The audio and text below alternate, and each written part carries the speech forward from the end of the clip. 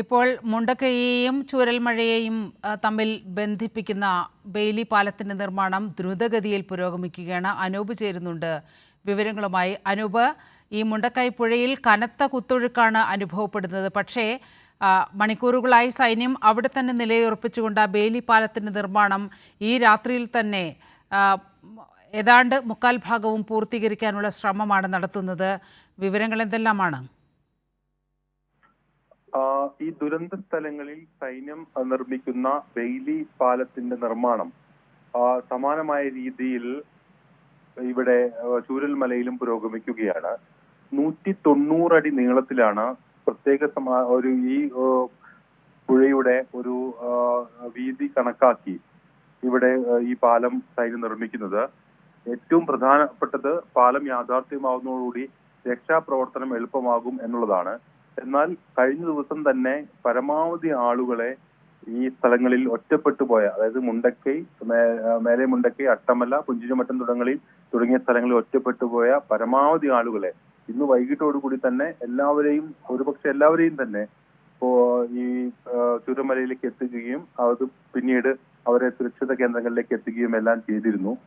അപ്പോഴെല്ലാം സൈന്യം ഉപയോഗിച്ചത്, അല്ലെങ്കിൽ രക്ഷാപ്രവർത്തകർ ഉപയോഗിച്ചത് ഒരു താൽക്കാലിക പാല സജ്ജീകരണമായിരുന്നു. അത് ഈ തകർന്ന പാലത്തിന് തൊട്ട് താഴെയായി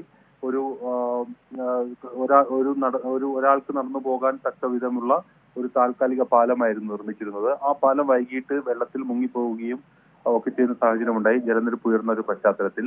ഏതായാലും ആ ഘട്ടത്തിലെല്ലാം നമ്മൾ പ്രതീക്ഷിച്ചത് ബെയിലി പാലം നിർമ്മാണം ഏറ്റവും പെട്ടെന്ന് തന്നെ പൂർത്തിയാകും എന്നാണ്. എന്നാൽ ഇപ്പോഴും അതിന്റെ പ്രവർത്തനങ്ങൾ തുടരുകയാണ്. നാളെ ഉച്ചയോടുകൂടി ഈ പാലത്തിന്റെ നിർമ്മാണം പൂർത്തിയാക്കുമെന്നാണ് സൈനിക വൃത്തങ്ങൾ നമ്മൾ അറിയിക്കുന്നത്. 190 അടി നീളത്തിലാണ് പാലം നിർമ്മിക്കുന്നത്. 24 ടൺ ഭാരം വഹിക്കാൻ ശേഷിയുള്ള പാലത്തിന്റെ നിർമ്മാണം നാളെ ഉച്ചയോടുകൂടി തന്നെ പൂർത്തിയാകും എന്നാണ് നാം പ്രതീക്ഷിക്കുന്നത്. അങ്ങനെയെങ്കിൽ ഭാരമേറിയ യന്ത്രസാമഗ്രികൾ ഉൾപ്പെടെ അവിടേക്ക് എത്തിക്കാനാകും. എന്നാൽ ഈ പാലത്തിൽ യന്ത്രസാമഗ്രികൾ അവിടെ എത്തിക്കാനുള്ള ശ്രമം നേരത്തെ തന്നെ നമ്മൾ ആരംഭിച്ചു. രക്ഷാപ്രവർത്തകർ ആരംഭിച്ചു. JCB ഉൾപ്പെടെ മുണ്ടക്കയിലേക്ക് ഇതിനകം തന്നെ എത്തിയിട്ടുണ്ട്. ഇപ്പോൾ മുണ്ടക്കയിൽ നടക്കുന്ന രക്ഷാപ്രവർത്തനം വൈകിട്ട് അവസാനിപ്പിച്ചെങ്കിലും അവിടെ ഇത്തരത്തിൽ JCBകൾ ഉൾപ്പെടെയുള്ള യന്ത്ര സംവിധാനങ്ങൾ ഈ പുഴ മുറിച്ചു കടന്ന് അവിടേക്ക് എത്തിച്ച് രക്ഷാപ്രവർത്തനം, അതായത് ഈ പ്രധാനമായും അവിടങ്ങളിൽ ഈ കോൺക്രീറ്റ് വീടുകൾക്ക് മുകളിൽ വരെ മണ്ണ് വീണ് അടിഞ്ഞിട്ടുണ്ട്. അതുകൊണ്ട് കോൺക്രീറ്റ് പാളികൾ ഉൾപ്പെടെ അവിടെ നീക്കം ചെയ്യേണ്ടതുണ്ട്. അതെല്ലാം അവിടെ എത്തിയ JCBകൾ ഒക്കെ ഉപയോഗിച്ചുകൊണ്ടാണ് അത് നടത്തുന്നത്. അതൊന്ന് ഉച്ച മുതൽ തന്നെ ആരംഭിച്ചിരുന്നു. കൂടുതൽ മൃതശരീരങ്ങളും അവിടെ നിന്ന് മരണപ്പെട്ടവരുടെ കണ്ടെത്തിയിരുന്നു. ഏതായാലും ഈ പാലത്തിന്റെ ഒരു നിർമ്മാണം ഏറെ പ്രധാനപ്പെട്ടതാണ്. അത് ഈ യാത്ര സുഗമമാകും. നമുക്കറിയാം, ഈ സമാനമായ രീതിയിൽ ഒട്ടേറെ ഈ ഇത്തരത്തിലുള്ള ഘട്ടങ്ങളിൽ സൈന്യം ഇത്തരത്തിൽ പാലങ്ങൾ നിർമ്മിച്ചിട്ടുണ്ട്. അത് ദീർഘകാലം ഉപയോഗിക്കപ്പെടുകയും മറ്റും ചെയ്തിട്ടുണ്ട്. മുൻപ് പത്തനംതിട്ടയിലെല്ലാം ഇത്തരത്തിലുള്ള പാലങ്ങൾ നിർമ്മിക്കുകയും അത് ഒരുപാട് കാലം ആ പാലം ഉപയോഗിക്കുകയും എല്ലാം ചെയ്തിട്ട് സാഹചര്യമെല്ലാം മുൻപ് ഒട്ടേറെ അനുഭവങ്ങൾ നമുക്കുണ്ട്. ഏതായാലും സമാനമായ രീതിയിൽ ഇനി പുത്തുമലയെയും ഈ അട്ടമലയും അതോടൊപ്പം മുണ്ടക്കയെയും എല്ലാം ചൂരൽമലയുമായി ബന്ധിപ്പിക്കുന്ന ഈ പാലം പൂർണ്ണമായും ഒലിച്ചുപോയ സാഹചര്യത്തിൽ ഈ പാലം ഒരുപക്ഷെ കുറച്ചു കാലം കൂടി അത് ഈ യാത്ര സുഗമമാക്കുന്നതിന് അവിടെ സ്ഥാപിക്കേണ്ടതായി തന്നെ വരും. ഏതായാലും അത്തരത്തിലുള്ള പ്രാധാന്യം കൂടി ഈ പാല നിർമ്മാണത്തിനുണ്ട്. നീളം കൂടുതലായതുകൊണ്ട് പുഴയ്ക്ക് മധ്യത്തിൽ ഒരു തൂൺ സ്ഥാപിച്ചാണ് പാലം നിർമ്മിക്കുന്നത്.